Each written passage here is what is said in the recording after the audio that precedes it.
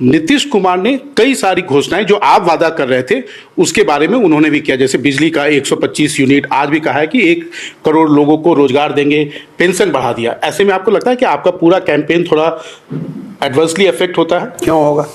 Campaign की ताकत है कि नीतीश कुमार जो 20 बरस से एक तरीके से कान में तेल डालकर बैठे हुए थे, और एनडीए और नीतीश कुमार का जिनका एक और एकमात्र नैरेटिव ये होता था कि जंगल राज से बचना है तो हमको वोट देते रहो, पहली बार प्रोएक्टिवली उनको समाज के इस विषयों पर रिस्पॉन्ड करना पड़ रहा है। ये दिखाता है कि जनस्वराज की ताकत कितनी है। अगर जनस्वराज की ताकत नहीं होती तो 20 बरस से जिन लोगों का पेंशन यहाँ 400 रुपये से बढ़कर 410 नहीं हुआ, वो अचानक से 1100 कैसे करना पड़ा? कुछ लोग राजद वाले कह रहे हैं कि भैया हम भी कह रहे थे, राजद वाले तो खुद ही सरकार में बैठे हुए थे। तेजस्वी यादव यहाँ डिप्टी सीएम थे 3 बरस, उन्होंने पेंशन को 400 रुपये से बढ़ाकर 410 नहीं किया। तो ये जनता का, जनस्वराज का दबाव है कि आपको 400 से बढ़ाकर 1100 करना पड़ा, क्योंकि बहुत बड़ी संख्या में लोग इस बात को 3 साल के हम लोग के अभियान से इस बात को समझें कि भाई आप 400 रुपया इस महंगाई के ज़माना में गरीबों को पेंशन नहीं दे सकते हैं। उसी तरह जो मानदेय बढ़े हैं आशा वर्करों के, आंगनवाड़ी सेविकाओं के, रसोईया के, या ये जो और वो वादे कर रहे हैं, वो सब वो डेस्परेशन दिखा रहा है। लेकिन जनता इतनी बेवकूफ़ नहीं है।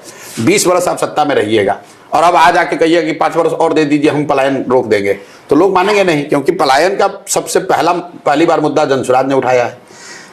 पेंशन का मुद्दा सबसे पहले जनस्वराज ने उठाया है।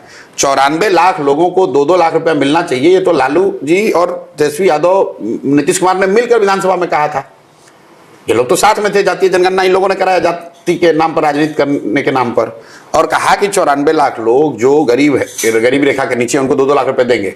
अब ये नहीं दिए। जब हम लोग उस पर आंदोलन कर रहे हैं, हम उस पर 1 करोड़ सिग्नेचर कराए हैं, हम उसके लिए विधानसभा घेरने गए, अब उस पर कुछ उनको बोलना पड़ रहा है। इससे उनको फायदा क्या होगा? इससे तो उनको नुकसान है। इससे तो जनस्वराज की ताकत बढ़ रही है। नहीं, लेकिन लोगों को तो पैसे उनके खाते में आने लगा। कहाँ आने लगा? कोई आदमी अगर है तो आप हमको दिखा दीजिए, किसी को अगर पैसा मिला हो। 125 यूनिट लोगों को। अरे भाई, ऐसा है, 94 लाख लोगों को 2-2 लाख रुपया दिया जाएगा। ये घोषणा आज से 2.5 बरस पहले हुई, तेजस्वी यादव और नीतीश कुमार ने मिलकर किया।